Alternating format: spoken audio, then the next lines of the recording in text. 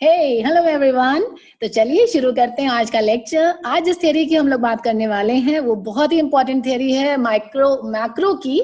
तो ये classical theory of income and employment है। First thing that you need to know that classical theory में 3 theories आती हैं। सबसे पहली है Say's law of market, then wages flexibility and employment, जिसे वेज प्राइस फ्लेक्सिबिलिटी भी कहा जाता है, and thirdly quantity theory of money and price level. तो आने वाले वीडियोस को आप देखते रहिएगा, क्योंकि आज हम बात करने वाले हैं सेल्स लॉ ऑफ मार्केट की, और उसी के बाद 2 वीडियो हम अपडेट करेंगे जिसमें wage price flexibility and quantity theory of money को अपलोड करेंगे। तो टिल देन स्टे ट्यून्ड, ताकि कोई भी थ्योरी आपसे मिस ना हो जाए। तो चलिए without any delay let's begin today's lecture. आज हम बात कर रहे हैं सेल्स लॉ ऑफ मार्केट। इसको देने वाले हैं जेबी से, तो ये थ्योरी उन्हीं के नाम पे रखी गई है, सेल्स लॉ ऑफ मार्केट। तो अब देखते हैं इसमें क्या बताया गया है।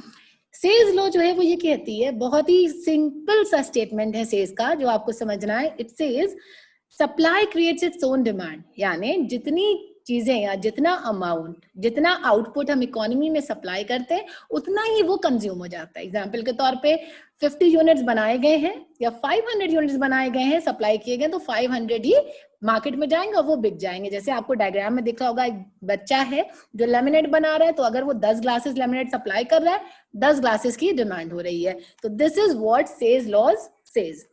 अब आगे देखा जाए, Sales law states that supply creates its own demand. Every producer supplies his goods in market in order to get other goods in exchange. यानी जो commodity market में जा रही है, it has to be paid, it has to be remunerated. यानी मेहनत क्यों करता producer? Profit के लिए ही तो। फिर producer have to pay remuneration for the factor of production, क्योंकि जब producer को earn करेगा वो, उसको पैसे मिलेंगे, उसको profit मिलेगा, तभी तो वो और जो factors of production है, जैसे labor है, rent, land को rent पे करना है, labor को wages पे करना है, वो तभी कर पाएगा। Then it says increase or decrease will bring increase or decrease in purchasing power of the household. यानी जितना आउटपुट इकोनॉमी में जाएगा, सेल्स कहते हैं, उतना ही लोग डिमांड करेंगे। अगर ज्यादा जाएगा तो डिमांड ज्यादा है, कम जाएगा तो डिमांड कम हो जाएगी। तो इसी बात पे सेल्स ने ये डायग्राम समझाया है। उनका सिंपल ये कहना है कि supply is equals to demand. तो इस चीज डायग्राम के थ्रू आपको दिख रहा होगा दैट एट पॉइंट पी जो पॉइंट है वहां पे सप्लाई और डिमांड एक दूसरे को इंटरसेक्ट कर रहे हैं। तो बेसिकली सेल्स लॉज यही कहती है that supply is equals to demand. Supplied अगर आपने 100 यूनिट्स किए तो डिमांड भी 100 यूनिट्स की ही होगी। अब in the diagram you can see 2 factors, output और इनकम। आप ये देख रहे हैं आउटपुट और इनकम में दोनों में अमाउंट उतना ही होगा। आउटपुट यानी 100 यूनिट्स बनाए जा रहे हैं, तो सप्लाई भी 100 ही यूनिट्स किए जाएंगे, तो डिमांड भी 100 यूनिट्स की ही होगी। तो सप्लाई और डिमांड आर इक्वल। अब चलिए इसके assumptions देख लेते हैं। assumption ये बताया गया है कि that there is free market economy। free market economy का मतलब होता है when all the decisions are taken by considering demand and supply। सारे निर्णय डिमांड और सप्लाई को कंसिडर करके ही लिए जाते हैं। no government intervention, automatic adjustment of economic system due to flexibility of wages, interest and prices. यानी अपने आप से ही अर्थव्यवस्था में यदि वेजेस में चेंज आता है, बढ़ती घटती हैं, या प्राइसेस में चेंज आते हैं, तो वो इकोनॉमी में अपने आप एडजस्टमेंट होने लगता है कि फ्लो ऑफ इनकम, मनी कब बढ़ जाती है कब घट जाती है, तो इट हैपेंस ऑटोमेटिकली। फिर it says extent of market is limitless. Okay, then it talks about closed economy, no trade links with any other country, यानी no outside countries are allowed to enter into trade relationship with the country. That's what says believe in। ये उनके assumptions हैं, उनकी धारणाएं हैं जो इस सिद्धांत को लेकर उन्होंने स्थापित किए, एस्टैब्लिश किए। Money is only a medium of exchange, validity of long run, optimum allocation of resources। मतलब मनी सिर्फ एक मीडियम ऑफ एक्सचेंज है, उसको देंगे तो आपको कमोडिटी मिलेगी, it is useful for the long run, और सारे रिसोर्सेज को ऑप्टिमली हमें एलोकेट करना है, यानी जो उसका बेस्ट यूज है हमें उसके लिए उसे पुट अप करना है। नाउ कम्स द इम्प्लीकेशन, यानी ये वो सारी इम्प्लीकेशन, वो सारे इम्पैक्ट है जो सेज ने ऑब्जर्व किए हैं या एक्सप्लेन किया अपनी थियरी के थ्रू। सबसे पहला, over production is impossible.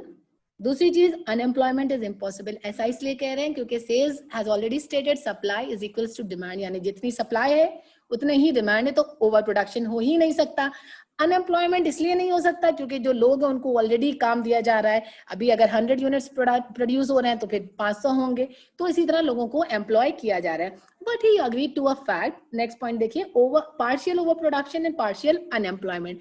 He agreed कि कभी ऐसा हो सकता है कि 1000 यूनिट बनाए गए या सप्लाई किए गए तो उसमें से 900 की डिमांड हो, तो पार्शियल ओवर प्रोडक्शन भी हो सकता है। या कभी कभी हो सकता है कि 1000 बना दिए गए हो और डिमांड सिर्फ 500 की हो, तो कभी कभी पार्शियल ओवर प्रोडक्शन और अनएम्प्लॉयमेंट हो सकता है। यूज ऑफ अनएम्प्लॉयड रिसोर्सेज पे फॉर इटसेल्फ, यानी वो फैक्टर्स जो काम नहीं कर रहे हैं, जो अपनी मर्जी से नहीं करना चाह रहे हैं, तो उनके लिए वो खुद जिम्मेदार है। इसमें इकोनॉमी या कोई इंडिविजुअल नहीं रिस्पॉन्सिबल है, जो नहीं कर रहा है वो खुद रिस्पॉन्सिबल है। ऑटोमेटिक एडजस्टमेंट की बात जैसे पहले ही बताई गई थी अजम्पशंस में कि अपने आप ही इकोनॉमी में सब चेंज होता रहेगा, प्राइस के बढ़ने घटने से, वेजेस के बढ़ने घटने से एडजस्टमेंट सब होते रहेंगे। Equality between saving and investment, saving and investment में ये बताया गया है कि आप जितना इन्वेस्ट करेंगे, यानी इकोनॉमी में सपोज आप 500 करोड़ से इन्वेस्ट कर रहे हैं, तो फिर आपके पास ऑप्शन रहेगा कि आप बचा भी उतना ही पाएंगे, जितना ज्यादा इन्वेस्ट करेंगे उतना ज्यादा आप सेव कर पाएंगे। ये सेज का मानना था। And lastly he says possibility of unlimited output and the growth of capital, यानी यहाँ पे स्कोप है कि ज्यादा से ज्यादा कैपिटल जो है वो जनरेट हो सकता है और कैपिटल बढ़ सकता है और आउटपुट भी ग्रो कर सकता है, कि अगर ये लॉ फॉलो ही, जहां पे supply creates its own demand. अब इस थ्योरी का क्रिटिसिज्म क्या हुआ? इस थ्योरी को क्रिटिसाइज किया कीन्स ने। तो चलिए एक बार क्रिटिसिज्म देख लें। जैसे पहले कहा गया था ओवर प्रोडक्शन is impossible, तो कीन्स ने कहा over production is possible, even unemployment is possible. दोनों कंडीशन में बताया कि there is no assurance, there is no guarantee that whatever you are producing, that whatever you are supplying to the economy, it is going to be demanded in the same manner. मतलब आपने अगर 500 unit supply की है तो जरूरी नहीं है वो 500 की ही डिमांड की जाए, और साथ ही साथ ये भी जरूरी नहीं है उसी कमोडिटी को भी डिमांड किया जाए। It all depends upon the nature and the psychology of the consumer. तो पहली चीज ये कही कीन्स ने। नेक्स्ट क्रिटिसिज्म जो कहा, lack of automatic adjustment. Keynes denies this fact कि ऑटोमेटिक एडजस्टमेंट कुछ होता है। He says everything happens with the proper mechanism. Automatic कुछ नहीं है, अगर वेजेस बढ़ रहे हैं या प्राइस घट रहे हैं तो इन सारी चीजों में फिस्कल और monetary policies they have to work upon, उनको मॉनिटर किया जाता है किस तरह से। अगर फ्लो ऑफ मनी की बात की जा रही है, सर्कुलेशन ऑफ मनी की बात की जा रही है, तो उसके लिए मॉनेटरी पॉलिसी है। अगर रिसोर्सेज की बात की जा रही है, स्टेबिलिटी की बात की जा रही है, तो यू हैव फिस्कल पॉलिसी। तो यहाँ पर ऑटोमेटिक एडजस्टमेंट को ही डिनाइड। फिर he did not agree to Say's laws. He says Say's laws is not logical. आगे आप जब वीडियो देखेंगे तो आपको समझ में आएगा कि जो कीन्स ने कहा है, वो Say's ने कहा है supply creates its own demand, Keynes ने कहा है demand creates its own supply. तो ये आप आने वाले वीडियो में आपको देखने को मिलेगा जब हम कीनेसियन थ्योरी पढ़ेंगे इन क्लासिकल थ्योरी के बाद। ओके, तो इसमें कीन्स ने कहा है कि this law is not logical.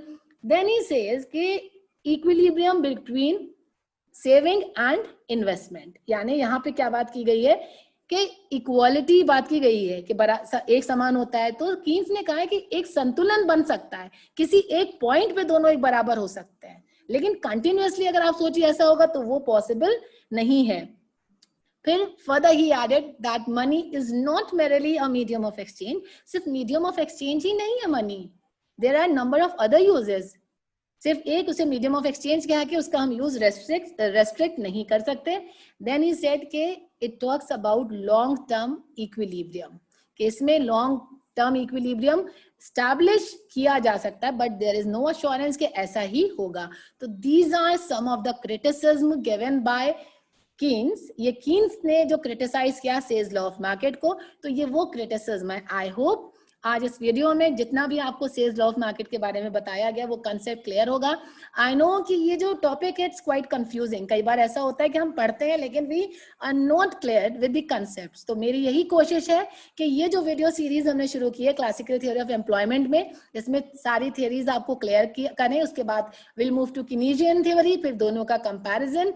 तो all you need to do is stay tuned to your channel and keep listening to the videos. If you have any doubt, any query, please feel free to write into me and let me know what things you are not understanding, so I can help you out in any possible way. So that's all for today. I hope आज का video अच्छा रहा होगा और आपको समझ में आएगा. So till then, keep studying, keep smiling and stay happy.